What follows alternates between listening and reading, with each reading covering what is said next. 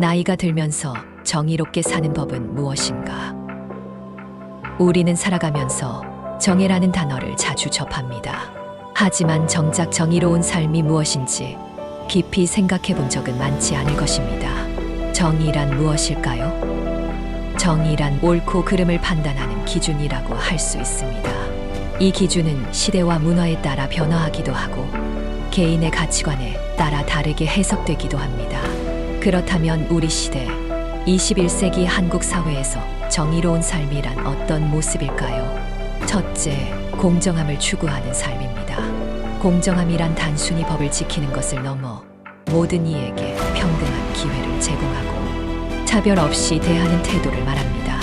여기서 평등의 원칙이란 같은 것은 같게, 다른 것은 다르게 대하는 원칙입니다.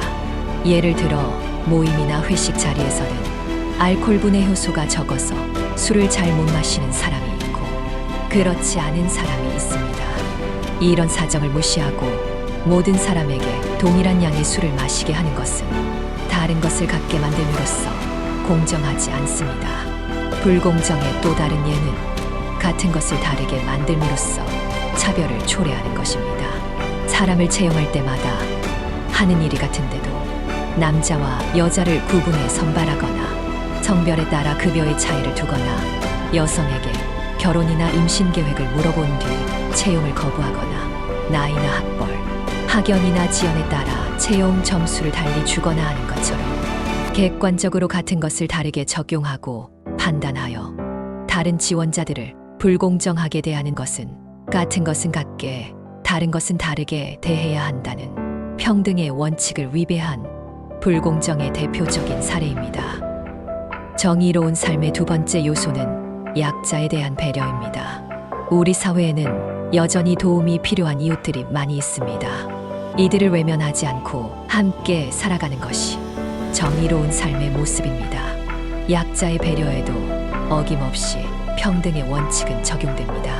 신체적으로, 경제적으로, 환경적으로 사람들은 처한 상황이 다를 수 있습니다. 따라서 누군가의 다른 처지는 나의 처지와 같거나 같지 않을 수 있으므로 만일 다르다면 보다 취약하거나 약한 자들의 편에서 배려의 원칙이 작동되어야 합니다. 예를 들어 우리는 버스나 지하철에서 노약자에게 자리를 양보합니다. 신체적으로 나와 다르므로 그들의 편에서 나를 맞추는 것입니다. 이것이 진정한 배려이며 다른 것을 서로 다르게 대하는 평등의 원칙을 실천하는 정의로운 태도인 것입니다. 우리 주변에는 이런 정의를 실천하는 사람들이 너무나 많습니다. 이처럼 일상 속 작은 배려가 모여 더 나은 세상을 만들어갑니다. 마지막으로 정의로운 삶이란 의로운 삶입니다. 의로운 삶이란 양심을 따르는 태도입니다. 양심이란 사물의 가치를 변별하고 자기의 행위에 대하여 옳고 그름과 선과 악의 판단을 내릴 줄 아는 도덕적 의식을 말합니다. 자신의 어떤 생각과 행동에 대하여 그것이 옳은지, 그른지, 선한 건지 악한 건지를 판단할 줄 아는 사고 능력입니다. 따라서 양심에는 반드시 그에 따른 행동과 실천이 뒷받침됩니다. 그래서 올바른 양심에는 의로운 삶이 동반되는 것입니다. 이 의로움의 길은 혼자만의 것이 아니라 우리가 함께하는 가족과 이웃, 모임과 단체, 크고 작은 공동체, 나아가 사회 전체의 정의를 세웁니다. 예를 들면 우린 역사에서 수많은 의인들을 보아왔습니다. 일제에 대항한 독립투사들, 독재에 항거한 열사들, 그리고 지금도 불의에 항거하며 이 사회의 정의를 바로 세우기 위해 양심에 따라 의로운 삶을 살아가는 사람들을 봅니다. 이처럼 정의로운 삶이란 일상의 아주 작은 것에서부터 나라 전체에 이르기까지 우리의 삶을 관통하는 가치이자 철학이 됩니다.